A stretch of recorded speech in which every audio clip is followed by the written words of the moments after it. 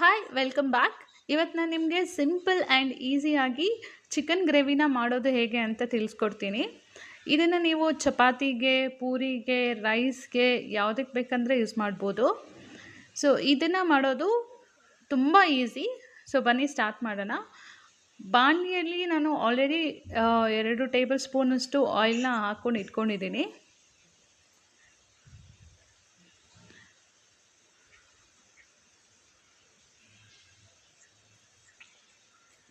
ಒಂದು ದೊಡ್ಡ ಸೈಜಿನ ಈರುಳ್ಳಿನ ಕಟ್ ಮಾಡಿ ಇಟ್ಕೊಂಡಿದ್ದೆ.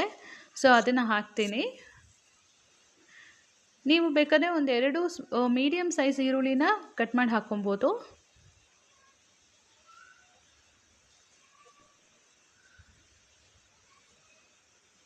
ಈರುಳ್ಳಿ ಸ್ವಲ್ಪ ಎಣ್ಣೆಯಲ್ಲಿ ಫ್ರೈ ಮಾಡ್ಕೊಳ್ಳಿ. ಫ್ರೈ ಆದಮೇಲೆ ಇದಕ್ಕೆ ನಾನು 1 ಟೇಬಲ್ ಸ್ಪೂನಷ್ಟು ಶುಂಠಿ ಬೆಳ್ಳುಳ್ಳಿ ಪೇಸ್ಟ್ನ ಹಾಕ್ಕೊತೀನಿ.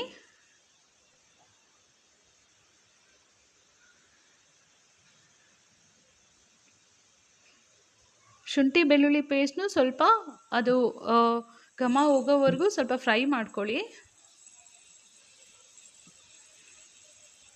ಹಸಿ ವಾಸನೆ ಹೋದ್ಮೇಲೆ ಅದಕ್ಕೆ ನಾನು ಒಂದು ಅರ್ಧ kg ಚಿಕನ್ನ ತೊಳೆದಿಟ್ಕೊಂಡಿದ್ದೆ.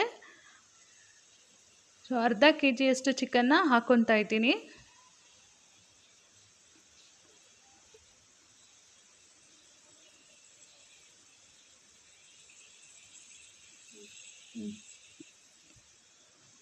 ಇದಕ್ಕೆ ಒಂದು 1/4 ಟೇಬಲ್ ಸ್ಪೂನಷ್ಟು ಅರಿಶಿನ ಪುಡಿ ಹಾಕ್ಕೊಂಡೆ.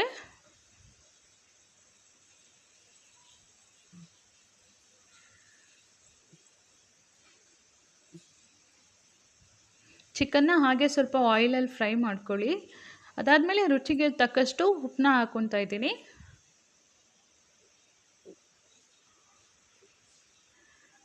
ಇದಕ್ಕೆ 1/4 ಟೇಬಲ್ ಸ್ಪೂನಷ್ಟು ಖಾರದ ಪುಡಿ ಹಾಕ್ಕೊತಾ ಇದ್ದೀನಿ. ಇದು ಅಷ್ಟು ಖಾರ ಇಲ್ಲ.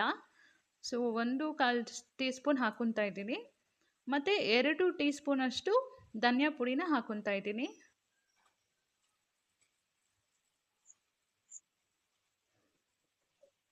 ಎಲ್ಲ ಚೆನ್ನಾಗಿ ಸ್ವಲ್ಪ ಮಿಕ್ಸ್ ಮಾಡ್ಕೊಳ್ಳಿ. ಮತ್ತು ಇದ್ರ ಜೊತೆ ಚಿಕನ್ ಮಸಾಲ ಎವರೆಸ್ಟ್ ಯಾವುದಾದ್ರೂ ಯೂಸ್ ಮಾಡ್ಬೋದು, ಬಟ್ ಎವರೆಸ್ಟ್ ಚೆನ್ನಾಗಿರುತ್ತೆ. ಚಿಕನ್ ಮಸಾಲ ಒಂದು ಅರ್ಧ ಟೇಬಲ್ ಸ್ಪೂನ್ ಹಾಕ್ಕೊಳ್ಳಿ ಸಾಕು. ಅದನ್ನು ಚೆನ್ನಾಗಿ ಮಿಕ್ಸ್ ಮಾಡ್ಕೊಳ್ಳಿ.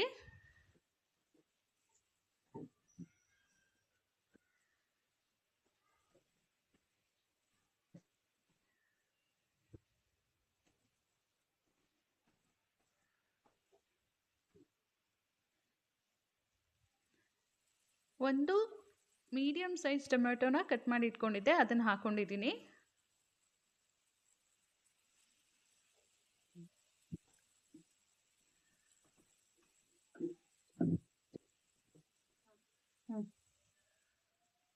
ಇದಕ್ಕೆ 1 ಲೋಟ ಅಷ್ಟು ನೀರು ಹಾಕ್ಕೊತಾ ಇದ್ದೀನಿ. ಚಿಕನ್ ಬೇಯೋಕ್ಕೆ ಎಷ್ಟು ಬೇಕೋ ಅಷ್ಟು ಹಾಕ್ಕೊತಾ ಇದ್ದೀನಿ.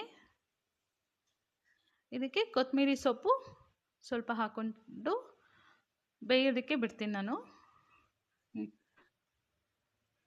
ಸ್ವಲ್ಪ ಕುದಿ ಬಂದಮೇಲೆ, ಅಂದರೆ ಒಂದು ಮುಕ್ಕಾಲಷ್ಟು ಬೆಂದ ಮೇಲೆ ಚಿಕನ್ನು ಕರಿಬೇವಿನ ಸೊಪ್ಪು ಹಾಕ್ಕೊಳ್ಳಿ ಒಂದು ಸ್ವಲ್ಪ.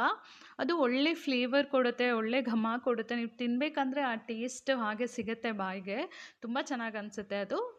ಸೊ ಅದು ಹಾಕಿ ಸ್ವಲ್ಪ ಹೊತ್ತು ಬೇಯಿಸ್ಕೊಂಡ್ರೆ ನೋಡಿ ಚಿಕನ್ ರೆಡಿ.